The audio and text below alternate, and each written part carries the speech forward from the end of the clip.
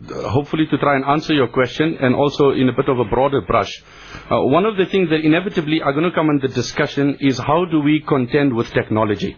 Because obviously part of the series, people that have viewed it and have informed us, the aspect of the phones and the aspect of internet and the aspect of computer and the rest of it, which has become a common feature in our lives, and we obviously cannot do without it, and that's a reality. Now, do we shun technological advancement? Do we put it in one side and say all this is evil and we shun it and we discard it? Or do we select the good out of it and then highlight and discard the evil? And I think in that context we feature here to say yes, definitely there is a role that technology and all these other things at our disposal is. And it might be digressing slightly from the point, but in Surah Al-Nahl, and for our reference, we perhaps might know, or we need to know, that many of these surahs have a common, conventional, formal name, but it also has other names. By way of example, Surah Taha is known as Surah Kalim as well, Surah Fatiha is known as Surah Shifa as well. In the very same way, Surah Nahl is a chapter of the 14 juz, it's known as Surah Ni'am. So, simply because in that chapter Allah highlights all His bounties. And in that, Allah subhanahu wa ta'ala speaks about, the mode of transport, and then Allah goes on to وَيَخْلُقُ مَا لَا تَعْلَمُونَ, and Allah will continue innovating for you and creating for you other means of transport, that which you cannot comprehend and understand. And if you look under this verse, commentators explore that technological advancement has been spelled out very, very clearly under this ayah, وَيَخْلُقُ, and Allah will form and innovate for you مَا لَا تَعْلَمُونَ. So the message is technology by itself is not evil, is not wicked, it's not nasty, it's using and abusing it. So I think there is a definite need. I'm sure every scholar in some capacity has been approached to find some direction or comment on these things.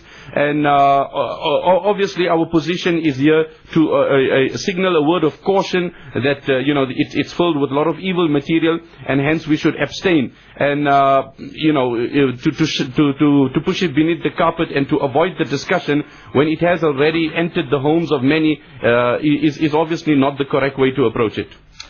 Moola Yusuf, you are a teacher at a Muslim school. You interact with the youth, and you would be in a better position to tell us, to what extent have the youth been exposed to this? To what extent have they been impressed by this? And I suppose that would flow into the next question. To what extent would there then be a need to counter whatever misinformation there may be in this documentary? Ml Ebrahim Bham. Maulana, interesting. In that question of yours, perhaps there's an answer to the solution to these challenges that we are facing.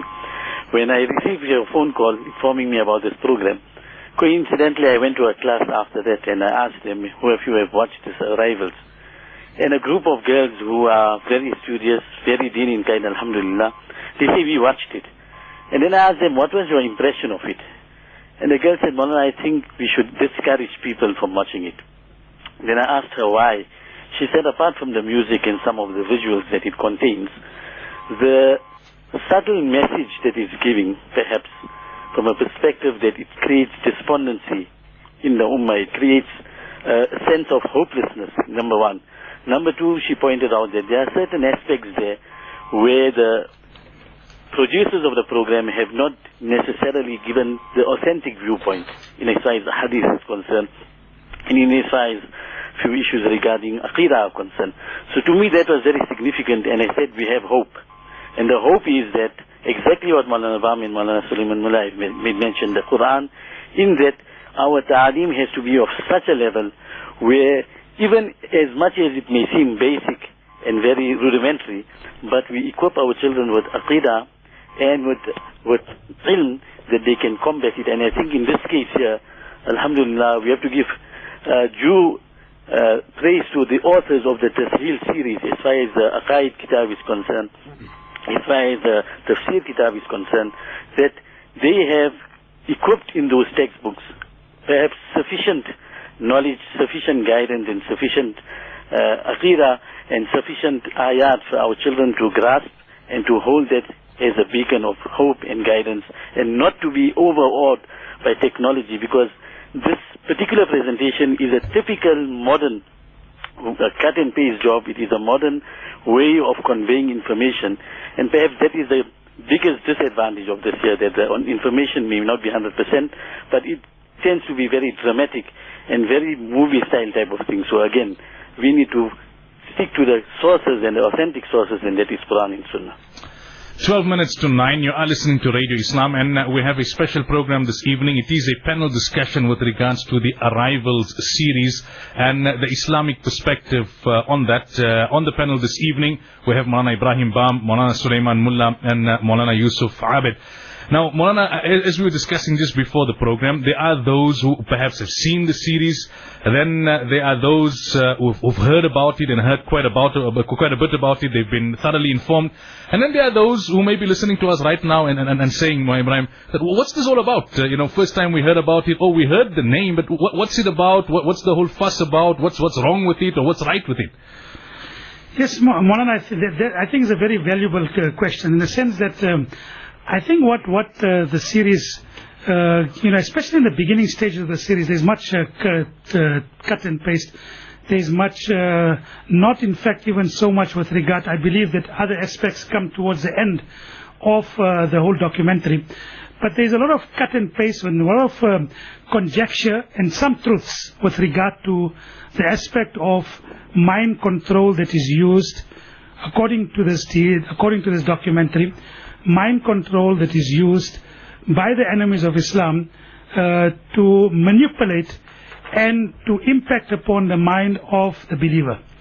Now, the one question that I always have is that do we really need to know the gory details of what the enemies of Islam are doing to try and change the belief or the iman of people? Do we really need to know that type of situation? Because Allah Ta'ala has made mention of it in the Holy Quran, many places, that قَدْ بَلَتِ الْبَغْضَاءُ مِنْ أَفْوَاهِهِمْ وَمَا تُخْفِي صُدُورُهُمْ أَكْبَرُ, that hatred emanates from their mouth, and what is concealed in their hearts is even more worse than what comes out on their tongue. Allah Ta'ala says, وَلَتَسْمَعُنَّ مِنَ الَّذِينَ أُوتُوا الْكِتَابَ مِنْ قَبْلِكُمْ وَمِنَ الَّذِينَ أَشْرَكُوا أَذًى كَثِيرًا. You will hear from the Ahl Kitab, and you will hear from the people who associate partners to Almighty Allah Subhanahu wa Ta'ala, that will hurt and that will hurt you. وَلَقَدْ نَعْلَمُ أَنَّكَ يَضِيقُ صَدْرُكَ بِمَا يَقُولُونَ. We know that your heart will feel hurt over what they say about many things. And of course, we can even go on quoting, as I will go on during the course of the program, to say how they have even in writing make mention how they would like to use different aspects to corrupt or taint the hearts and minds and soul of the believer. Do we really need thereafter to go into the gory details of what they are doing? And I think that is perhaps one aspect that we should be looking during the course of the program. Having heard what you said, Ml Ebrahim, I'm just looking at an email that has come in from a listener in Zimbabwe.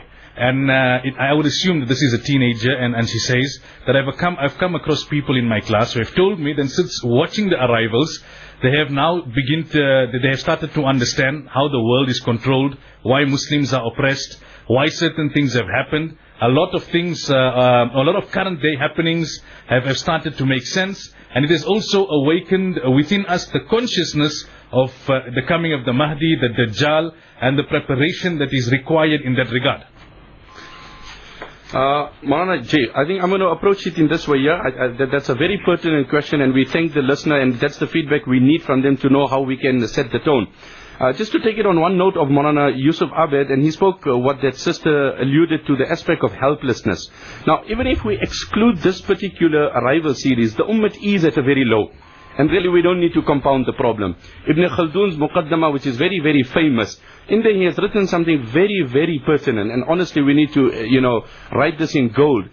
He said, throughout history, many nations have suffered a physical defeat. But that has never marked the end of a nation. But when a nation has become a victim of a psychological defeat, then that marks the end of a nation. And if you really look at this here, what happens? You see feebleness, helplessness setting into you. And I mean, again, we take the whole battle of Uhud, when Mus'ab ibn Umair radiallahu anhu was killed. What was the strategy of the enemies and the infidels? To circulate the rumor of the assassination of Nabi alayhi salam, thereby promoting the psychological defeat. That your Nabi is gone, what are you going to do? Sit back and the tale is over. So I think that's a very, very pertinent point. And let's not forget, the Quran has told us in Ja'akum fasiqum binaba'in fatabayyanu, that when an evil, a wicked